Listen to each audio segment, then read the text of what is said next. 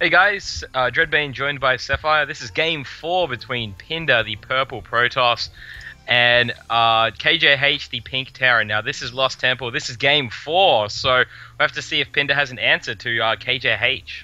Yeah, KJH has been beast moding it while Pinder's been under the 8 ball and really just getting smashed. So this might be his rite of redemption here, and I will forgive Pinder forever and ever if he makes a Mothership. He did the Dark Templar rush, which unfortunately didn't succeed. So if he goes for the Mothership rush, I want to see Mothership probes, kind of what was done to Pinder before. So I'm hoping for a Mothership rush. That will be the completely redeem Pinder in this series. But it's 3-0 in the King of the Hill Australasia series here. So if KJH wins this, he commits fatality on Pinder, who will be eliminated, and KJH will be our new King of the Hill champion and will go on. So if Pinder wants to retain his title, he's going to have to come up with some answer for KJH's heavy Marine Marauder usage.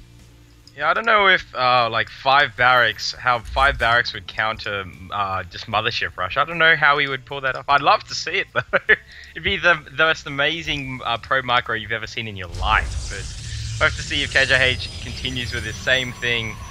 Hey, guess what? He's building a barracks, so that's coming down right now. So we'll have to see if he goes to 5 barracks again. I would imagine so, because it's worked so well for him so far.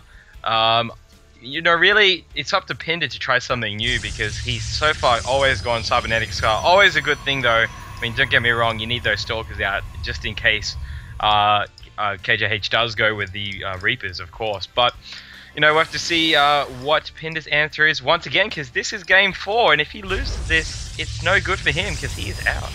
Yeah, it looks like similar opening for Pinder, going 12 gate and 15 gas, so not sure what direction he's going to take his tech this time, whether he's going to transition into just into more gateways earlier on just to get the ground-based build out, or whether he's going to try another Hail Mary tech attack to try and win himself back into this game. His scout has been denied. He cannot get into KJH's base. It's a bit unfortunate for him. First Marine coming out now is going to completely deny this scout, so he's going to get absolutely no information while KJH gets his orbital command online.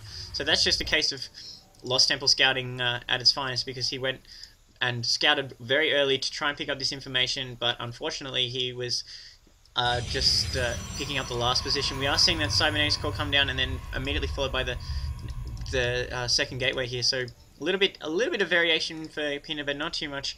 Looking reasonably standard here, going with a safer option, not trying a crazy Dark Templar rush at this point. So not sure what Pinder's thinking as we see KJH transition into a fast expand. We are seeing what we saw in the second game on Metalopolis, where we're seeing 1 racks into expansion, but we're not seeing that early attack coming in to try and delay attention on it, and we're not seeing fast Marauders, which is very strange for KJH. He hasn't even got any of his gas online, so this is a completely different opening from KJH. He's just going straight to Marines, looking to mix it up, just looking to defend his expansion at this point. So Pinder, having no information and not knowing this is going on because his scouting was denied, will probably be expecting another Marine Marauder, very early pressure to come from KJH, and just looking to get warp gates online very, very fast. So he's being safe and cautious and trying a standard opening here, but I think he's just behind in the mind games, basically, because KJH has been hitting him 3 times in a row with this early Marine Marauder attack, and now he's gone into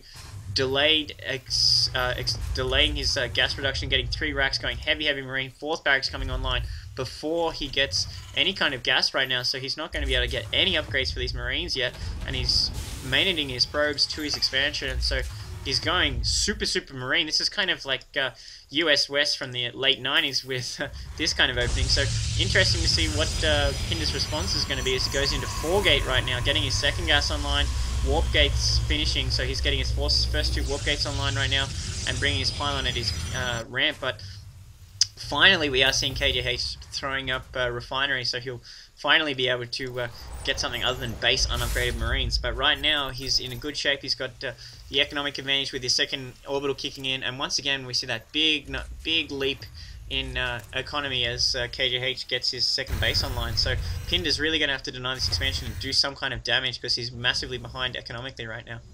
He is pushing out with these Stalkers though, so he's trying to make something happen for himself. Really wants to get rid of this SCV, who tried to be really sneaky there, getting away, but not enough there. Those Stalkers so quick across the ground. But there's just not that many units. I mean, he's got 3 Stalkers, 2 Zealots, but there's a bunker hanging out with 4 Marines. So many Marines just hanging out at the front. They're having poker games. They're just hanging out. He's not getting through there anytime soon unless he's got Blink and another bunker going down. So KJH not interested in moving out just yet. He really wants to make sure that this push doesn't work for him. More units. There's Proxy Pylon, of course, going down.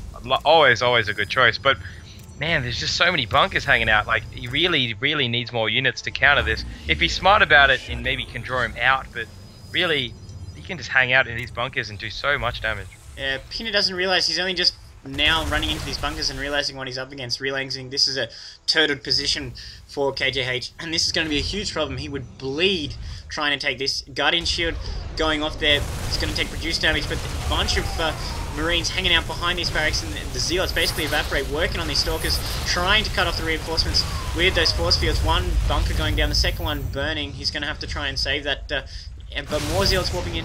Not sure if I agree with that, because he does have a little bit of gas to bring in more Stalkers, and those Zealots were not proving very useful against those first bunkers at all, being almost evaporated.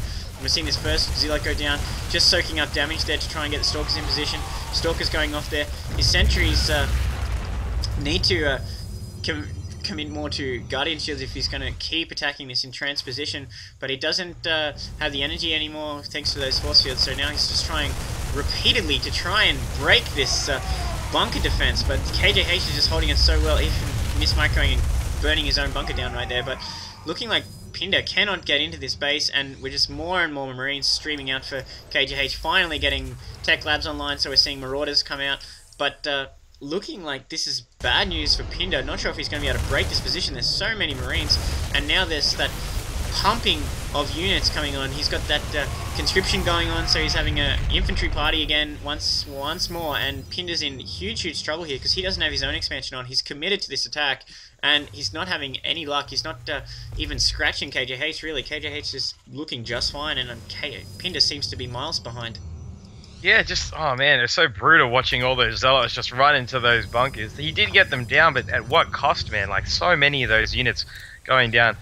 I mean, a few more Stalkers now, a lot more sentries, but really, just so many Marines. This fight's going to happen now. These Zealots getting absolutely crushed instantly. Those force fields splitting the army. Those were nice force fields, but it's just not enough. Just look at these Marines, just so many pushing them back. They can easily take this Proxy Pylon out if he wanted to, but he's just happy to sit back, absorb this pressure. These Stalkers just going to get absolutely smashed right now, but so many Marines choosing to go for the mineral line, I guess. He's just hanging out behind there, losing them, and then there's the game over. So, man, great play by KJH, but really Pinder just banging his head against those bunkers. It just didn't work. Yeah, a little bit of cheeky business there at the end for Pinder, realizing that he was beat basically, and just doing a walk by and a little bit of Stalker dance right there. Just a little bit of pride parade going on there, just for Pinder trying to reclaim a bit of faith in his little dancing maneuver there. But really brilliant play by KJH, and KJH 4-0 Pinder. So that's, Pinder is the